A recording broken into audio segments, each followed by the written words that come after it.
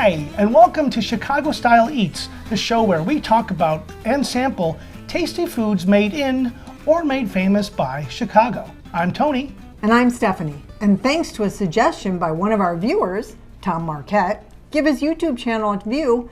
In this episode, we explore the story of Jay's potato chips. No, Jay's didn't invent the potato chip, but Jay's is largely credited with updating and modernizing it to the chip most of us are familiar with today. In 1927, in the thick of Prohibition, Leonard Japp teamed up with his good friend George Gavora, and the pair bought a dilapidated truck and started a snack food business aimed at providing munchable items for the speakeasy crowd. In a 1985 interview, the elderly Japp, a bit of a self-aggrandizing teller of tall tales, claimed it was Al Capone himself who urged him to start selling potato chips to his speakeasies. Whatever the case, the Japp and Gavora Food Company by 1929 had expanded to 15 trucks and was a considerably successful enterprise. Then, in the first case of terrible timing that would haunt Leonard Japp throughout his life, the stock market imploded, sinking the entire world into the Great Depression, and the Japp and Gavora Food Company disappeared into the rubble of the U.S. economy. But by the 1930s, Japp had gotten himself another truck and was once again selling chips, pretzels, and other snacks to various customers. In 1938, he partnered with George Johnson. Apparently, Japp had a thing for Georges. And they formed Special Foods Company, a snack foods distributor. By 1940, potato chips had emerged as their #1 seller. So Japp and Johnson decided to step out of the middleman game and invested in the machinery and factory space to make their own potato chips. But Special Foods Company broke away from the other manufacturers' standard practice of frying chips in lard and instead were among the first manufacturers to fry their chips in corn oil, making for a lighter chip than other brands on the market. Special Foods labeled this new, lighter, tastier chip as Mrs. Japp's Potato Chips in honor of Leonard's wife, Eugenia, possibly for the appeal of a matronly figure attached to their new product, or possibly to dodge blame in case it failed. But horrible timing vexed Leonard Japp again. Mrs. Japp's Potato Chips launched in 1940, with just enough time to establish a solid foothold with Chicago's distributors, grocers, and snackers by December of 1941, when Japan bombed the U.S. naval fleet at Pearl Harbor and pulled America into World War II. As the name sounded identical to the slur that arose from anti-Japanese sentiment, sales of Mrs. Japp's potato chips quickly tanked, and Special Foods Company scrambled to rebrand their popular snack.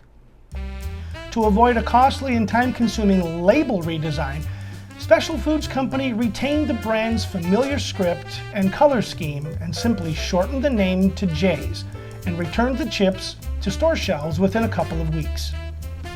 In the mid-1940s, Leonard Japp bought out George Johnson's share in the business, dissolved Special Foods Company, established Jay's Foods, and moved the manufacturing operation to 99th Street and Cottage Grove Avenue on the city's south side.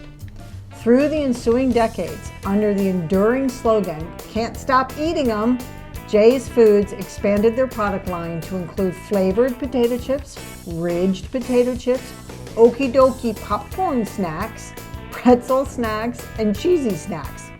Jay's Foods never sought to compete on the national level, content instead to maintain their solid Midwest market share. Their South Side plant hosted thousands of school field trips to enlighten wide-eyed children to their manufacturing process. Leonard's wife, Eugenia, had a prominent role in the company as executive vice president. A staunch supporter of women who cooked for large families, Eugenia was responsible for the many potato chip-related cooking recipes printed on Jay's potato chip packaging. Mrs. Japp passed away in 1983. Shortly afterward, in 1986, Leonard Japp decided it was time to retire, so he sold the company to Borden Incorporated. But by 1994, Borden had run the company and the Jay's brand into the ground. The Japp family bought back the bankrupt company, still operating out of the South Side factory, and set it back on its feet. This time, however, Leonard Japp, still kicking in his mid-90s, set it on a course to remain in the family indefinitely, with his son Leonard Jr. and grandson Leonard III in line to succeed him. Leonard's horrible timing struck again, though, in 1999. Leonard Japp Jr., age 67, suffered an aneurysm and died. Then, barely 6 months later, Leonard III suffered a fatal heart attack at age 40. In August 2000, Leonard Japp, his business succession plan, not to mention his family, wiped out in less than 1 year, passed away at age 96. So sad. In 2004, Jay's Food was purchased by private equity company Willis Stein and Partners, who promptly ran the brand into the ground again, as they usually do, those venture companies. In 2007, Jay's Foods filed for Chapter 11 bankruptcy and closed its manufacturing plant. Later that same year, Jay's was acquired by snack food company Snyder's Lance Incorporated, who continue to manufacture and distribute Jay's potato chips throughout the Midwest, though manufacturing is now in Jeffersonville, Indiana. Okay, so Jay's Food, or Jay's potato chips. Yeah, and no recipe on the back. So. Yeah, now Jay's potato chips, I grew up eating these. They're big. I grew up eating these, and I did not, because I didn't live here. And I loved these chips so much when I was younger that when I was in the Air Force and stationed in Germany, I asked my mother to send me they used to sell them in big metal tins, and she sent me a tin of these. I don't know how much, it was like 3 pounds or something. And those chips stayed fresh. I don't know how. 3 pounds? It was a big tin. It was a big tin. This is 8 ounces. It was a big tin. So maybe it was 1 pound. I don't know. But I ate from that bucket of potato chips for months. I didn't share them. They were just mine. I think that's a male measurement thing, the pounds. Yeah. Stephanie's fixated on male measurements. But anyway, so the thing is that Jay's Potato Chips has changed hands several times, but the best I can recall, the flavor is very much the same. It's tasty. It's a good chip. I prefer kettle cooked, really, really, really crunchy chips, but they're very tasty.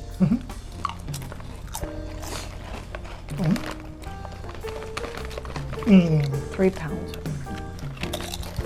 That was a big tin. It would have been 6 of these. And it lasted months. 2, So 3, 4, 5, 6. All right. Well, I mean, just like with any potato chips, you can't stop eating them. And I wonder if his little slogan is what caught on with everybody around the world, that the phrase, just like potato chips, you just can't stop eating them. And what is the phrase people say? I don't know. No, I can't remember. I think there's a phrase. Just like potato chips. You can't stop eating them. But once you start, you can't stop. I should have found out. I don't know. Anyway, they're tasty. So, you can find Jay's Potato Chips at Jewel Osco, Mariano's, and other Chicagoland grocery chains, and just about anywhere snack foods are available throughout the Midwest. So Go yourself out to a grocery store or a convenience store in your area and get yourself a Jay's, big old bag of Jay's. not Lay's. And Enjoy! I looked at the chips and not you. so did I. Well, I didn't look at me because anyway. Well, that one's cute. Yeah. It has like a little handle. Are you gonna save it because it's cute? No. She's very cruel. On the next Chicago Style Eats, Fishmongers would shuck the oysters for their customers, who then had to carry them home in buckets, which at the time were very heavy and bulky and leaky. Then, in the early 1890s, Chicago inventor Frederick Weeks Wilcox was determined to create an easier way to carry home an evening's dinner of oysters. Inspired by origami, the Japanese art of decorative paper folding, Wilcox drew up several designs for a pail made of paper. If you like this episode, click the thumbs up icon below. Don't like it? Let us know in the comments what might make it better. Want to see more Chicago-style eats? Click the subscribe button below so you can get an alert each time we drop a new episode. Don't know what the heck we're doing? Click on the end screen or the link in the description below to see our intro video. Thanks for watching.